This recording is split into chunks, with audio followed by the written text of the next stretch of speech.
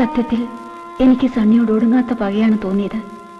എല്ലാം അവസാനിപ്പിക്കാമെന്ന് കരുതിയിട്ടും സണ്ണി വീണ്ടും എന്നെ യാഥാർത്ഥ്യങ്ങളുടെ ലോകത്തേക്ക് തിരിച്ചു കൊണ്ടുവന്നിരിക്കുന്നു. ഇനി എന്ത് എന്ന ചോദ്യത്തിന് വീണ്ടും ഉത്തരം കണ്ടെത്താൻ ഞാൻ വിധിക്കപ്പെട്ടിരിക്കുന്നു.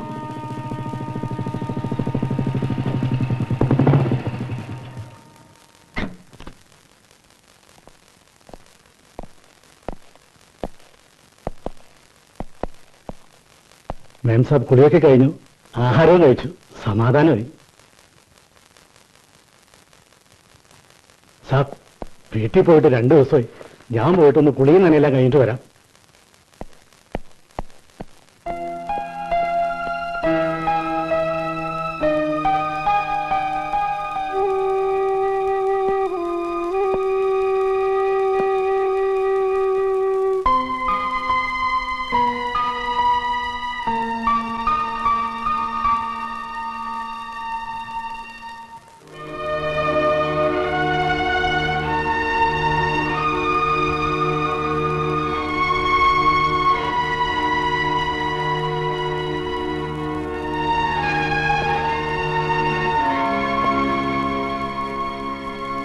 സൂസന്നയോട് എല്ലാം സാവധാനത്തിൽ സംസാരിക്കാമെന്ന് കരുതി. ഇത്രയും വേണ്ടിയിരുന്നോ സൂസന്ന? ഞാൻ പിന്നെ എന്ത് ചെയ്യണം? ഞാനൊന്ന് ഒഴിവായി കിട്ടാൻ എന്ത് വില തരണമെന്ന് എന്റെ മുഖത്ത് നോക്കി ചോദിച്ച ഭർത്താവിന്റെ കാല് പിടിച്ച് കെഞ്ചണോ? വേറൊന്നും ചിന്തിക്കാനുണ്ടായിരുന്നില്ല. അതുകൊണ്ട് ഞാൻ ആത്മഹത്യ ചെയ്യാൻ തീരുമാനിച്ചു. നിങ്ങൾ ആരാ ഇതൊക്കെ ചോദിക്കാൻ? എന്റെ രക്ഷിതാവോ? ഇനി എന്റെ മുമ്പിലുള്ള ഒരേ ഒരു വഴി ആത്മഹത്യ തന്നെയാണ്. നിങ്ങൾ എന്നെ എത്ര പ്രാവശ്യം രക്ഷിക്കും? എല്ലാം തെറ്റിപ്പോയി സൂസന്ന. എന്റെ എല്ലാ പ്രാരാബ്ധങ്ങളും മറന്ന് ഞാൻ സൂസന്നെ സ്വീകരിക്കണമായിരുന്നു. അതായിരുന്നു ശരി. നിങ്ങളുടെ ശരികളും തെറ്റുകളും ഇനി എന്നോട് പറയണ്ട. ആദ്യം എന്നെ മോഹിപ്പിച്ചിട്ട് കുടുംബ പ്രാരാബ്ധം പറഞ്ഞ് സ്വയം പിന്തിരിഞ്ഞു. ഞാൻ ആഗ്രഹിക്കുകയോ സ്നേഹിക്കുകയോ അല്ല, വെറുക്കുകയും ഭയപ്പെടുകയും ചെയ്തിരുന്ന ഒരാളെ വിവാഹം കഴിക്കാൻ നിങ്ങൾ എന്നെ നിർബന്ധിച്ചു. ഇപ്പോൾ അയാൾക്കും വേണ്ടതായപ്പോൾ ഞാൻ എന്നെ തന്നെ അവസാനിപ്പിക്കാൻ തീരുമാനിച്ചു. നിങ്ങൾ അതിന് സമ്മതിക്കില്ല?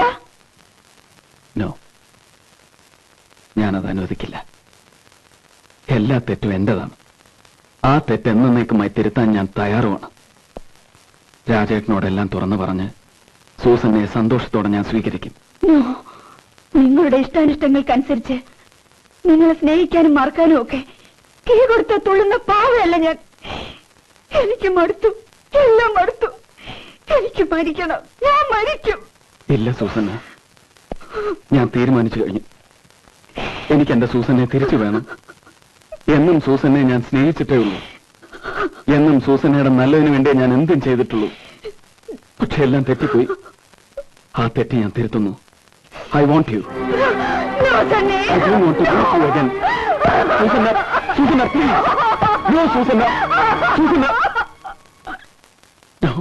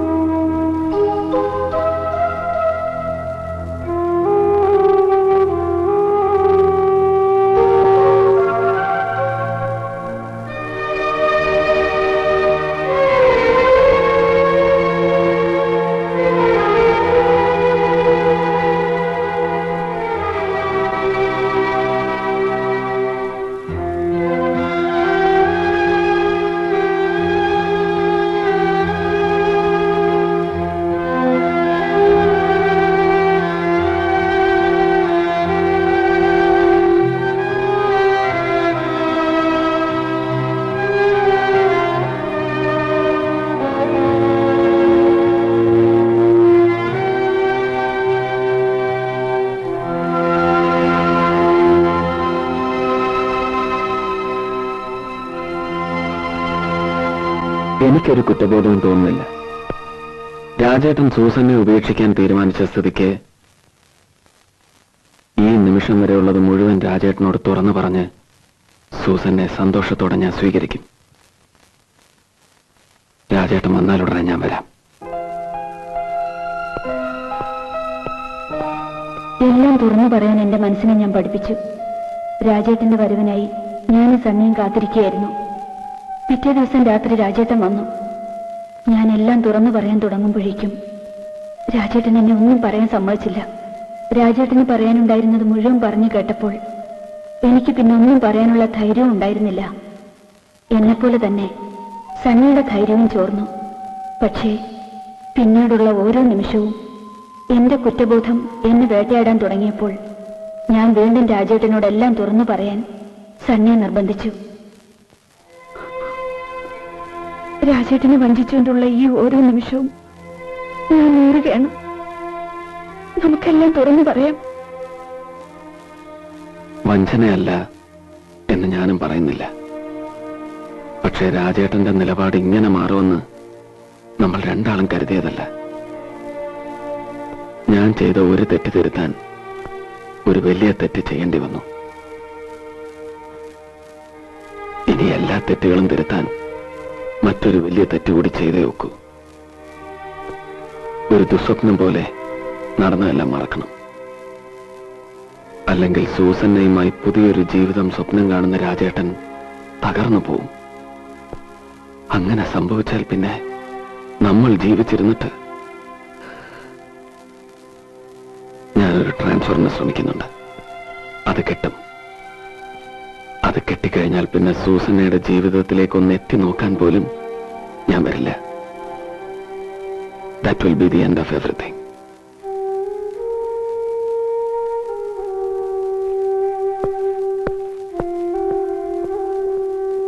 സത്യത്തിൽ നമ്മുടെ ജീവിതത്തിൽ നിന്നും എന്നേക്കുമായി ഒഴിയാൻ സണ്ണി മനഃപൂർവ്വം ട്രാൻസ്ഫർ വാങ്ങുകയായിരുന്നു. സണ്ണിയുടെ സെൻഡ് ഓഫ് പാർട്ടി രാജേട്ടൻ നടത്തിയ ദിവസം ഞാൻ ഗർഭിണിയാണെന്ന് രാജേട്ടൻ പറയുമ്പോൾ മാത്രമാണ് സണ്ണിയും അതറിയുന്നത്. സണ്ണിയുടെ ജീവനാണ് എന്റെ ഉദരത്തിൽ വളരുന്നതെന്ന കുറ്റബോധം സണ്ണിയെ എന്നെയും ആകെ തളർത്തിയിരുന്നു.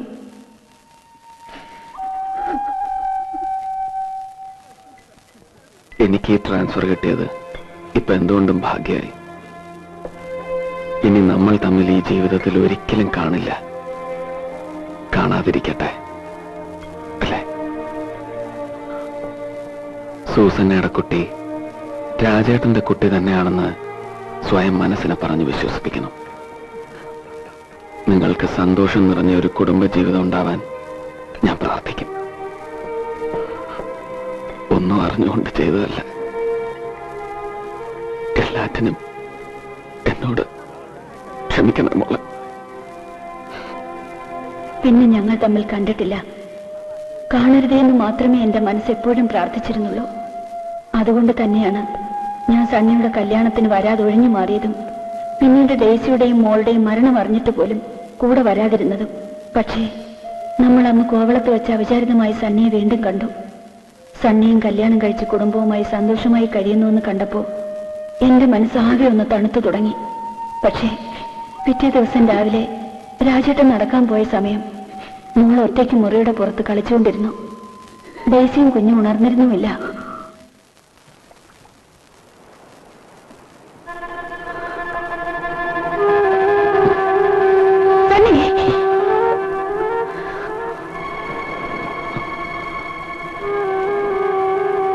I'm sorry. I didn't mean it. അറിയാതെ സംഭവിച്ചു പോയതാണ്. I'm sorry.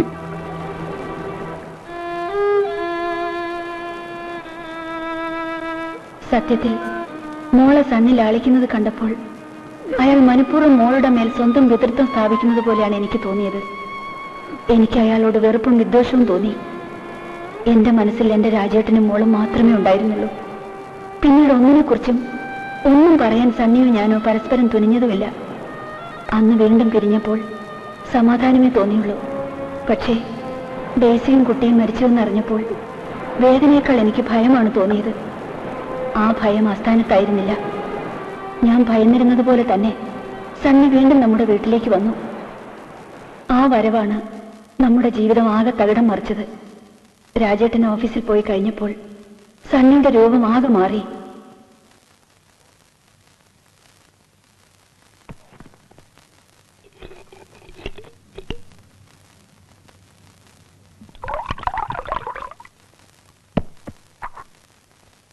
നിൽക്ക്, എനിക്കൊരു കാര്യം പറയാനുണ്ട്. അതിനുവേണ്ടി മാത്രമാണ് ഞാൻ ഇത്രയും കഷ്ടപ്പെട്ടു വന്നത്.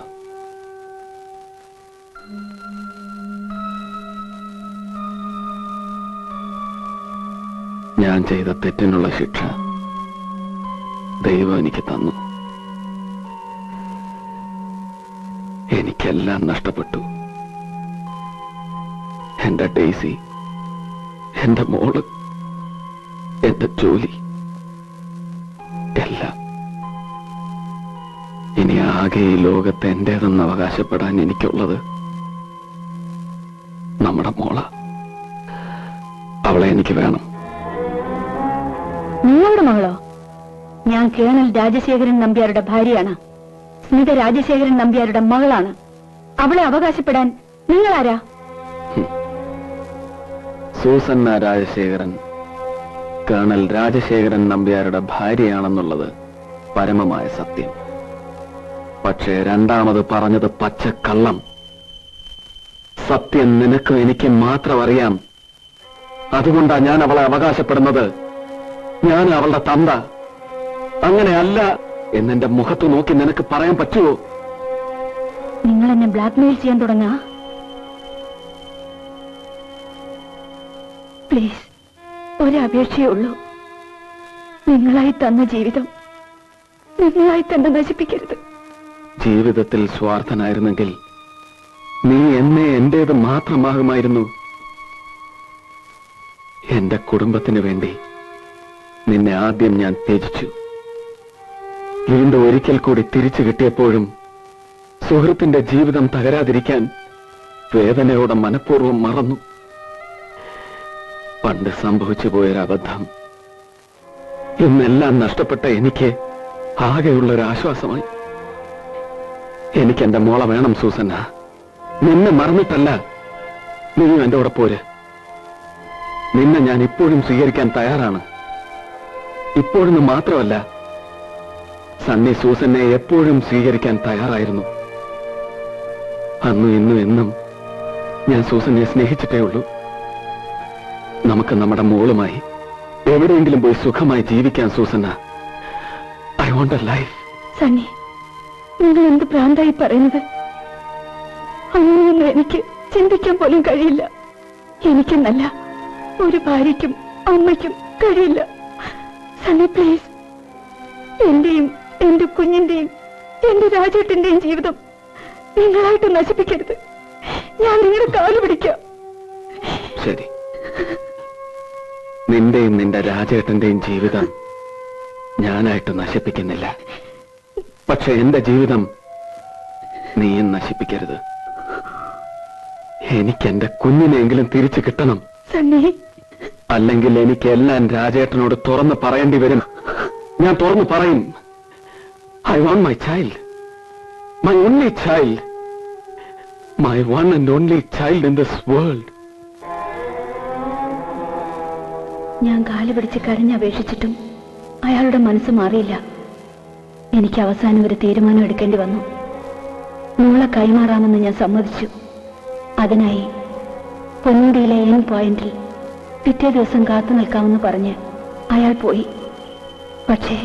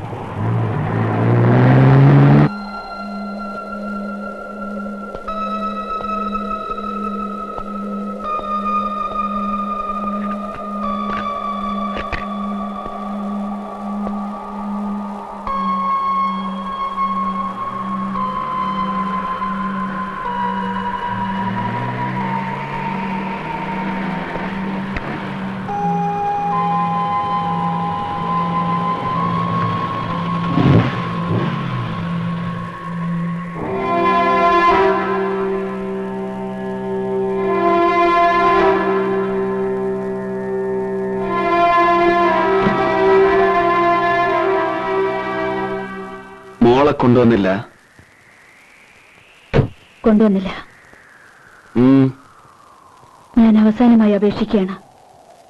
നിങ്ങൾ തിരിച്ചു പോണം. എനിക്ക് എന്റെ കുഞ്ഞിനെ പിരിയാൻ കഴിയില്ല. എങ്കിൽ നമുക്ക് നമ്മുടെ മോളെയും കൊണ്ട് എങ്ങോട്ടെങ്കിലും പോകാം. എനിക്ക് എന്റെ രാജ്യത്തിനെയും പിരിയാൻ കഴിയില്ല. Then you are trying to cheat me. No. എനിക്കിനി ഒന്നും ആലോചിക്കാനില്ല. ഒന്നുകിൽ എന്റെ കുഞ്ഞിനെ ഞാൻ അപഹരിച്ചുകൊണ്ട് പോവുക, അല്ലെങ്കിൽ എല്ലാം രാജേട്ടനോട് തുറന്നു പറഞ്ഞ് നിന്നെ മോളെയും കൂട്ടിക്കൊണ്ടു പോവുക. അതുമല്ലെങ്കിൽ ആത്മഹത്യ. അതിനുള്ള ധൈര്യം എനിക്കില്ലാഞ്ഞിട്ടല്ല. നഷ്ടപ്പെട്ടു പോയ എന്റെ മോളുടെ കൂടെ ജീവിച്ചെനിക്ക് കൊതി തീർന്നില്ല സൂസന്ന. എനിക്ക് ഇവളുടെ കൂടെ എങ്കിലും ഒന്ന് ജീവിക്കണം. എങ്കിൽ എനിക്ക് സണ്ണിയെ കൊല്ലേണ്ടി വരും. സൂസന്നയ്ക്ക് ഒരിക്കലും സണ്ണിയെ കൊല്ലാൻ കഴിയില്ല. ശരിയാണ്. പക്ഷേ എന്നെ കൊണ്ട് ആ പാവം ചെയ്യിക്കരുത് സണ്ണി.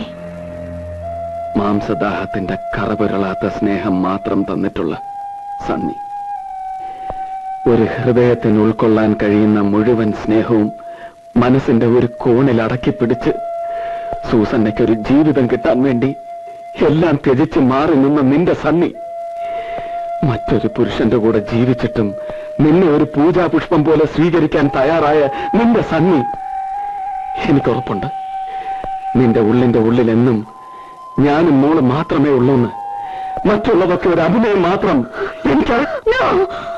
എന്റെ മനസ്സിൽ എന്റെ രാജ്യത്തിന് എന്റെ മോള് മാത്രമേ ഉള്ളൂ. ഉറപ്പാണോ? Then shoot me. നിന്റെ മനസ്സും നിന്നിൽ ജനിച്ച കുഞ്ഞിന്റെ പിതൃത്വം നിഷേധിക്കപ്പെട്ട നിന്റേതല്ലാതായി തീർന്ന ഈ സണ്ണി പിന്നെ എന്തിന് ജീവിച്ചിരിക്കണം? ആർക്ക് വേണ്ടി ജീവിച്ചിരിക്കണം? Shoot me. Come on, shoot me.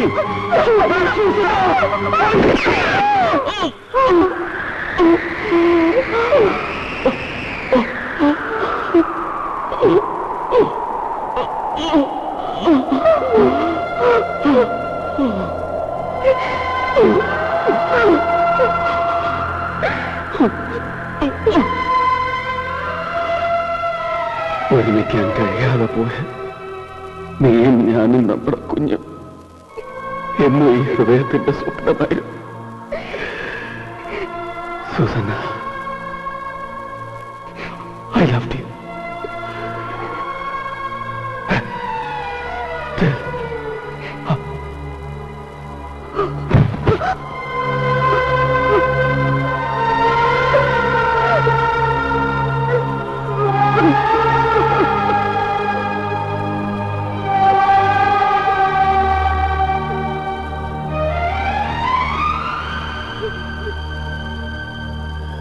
സത്യത്തിൽ തോക്കിന്റെ കാഞ്ചി വലിച്ചത് സണ്ണിയുടെ വിരലുകളായിരുന്നെങ്കിലും സണ്ണിയുടെ മരണത്തിന്റെ ഉത്തരവാദിത്വം എനിക്ക് ഏറ്റെടുക്കണമെന്ന് തന്നെ തോന്നി. കാരണം മനഃപൂർവ്വം അല്ലെങ്കിലും ഭർത്താവിനെ വഞ്ചിച്ച് ജീവിച്ച ഞാൻ ഇങ്ങനെയെങ്കിലും ഒരു ശിക്ഷ അർഹിക്കുന്നു. ഒരു പുരുഷനും പൊറുക്കാനാവാത്ത ഈ തെറ്റിന് ഞാൻ ക്ഷമ അർഹിക്കുന്നില്ല. പക്ഷേ എന്റെ ഹൃദയസ്പന്ദനങ്ങളിൽ ഇന്നും രാജ്യത്തിന് മൂളമേ ഉണ്ടായിരുന്നുള്ളൂ. നമ്മുടെ സ്മിതമുള്ള പൊന്നുപോലെ. ഹൃദയപൂർവ്വം, Susanna.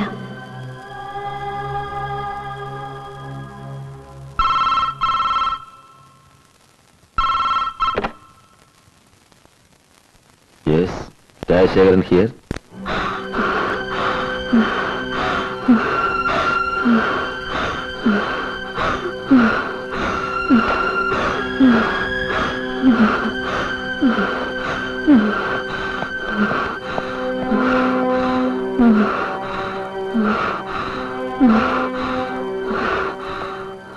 Susanna, Susanna,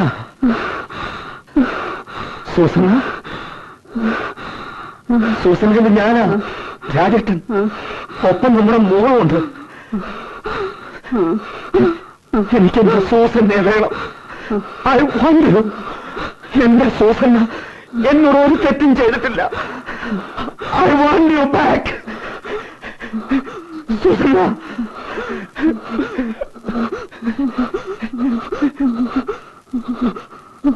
Susanna, Susanna,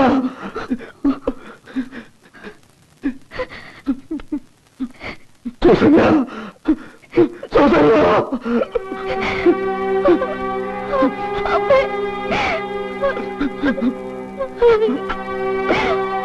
അമ്മേ. അമ്മേ.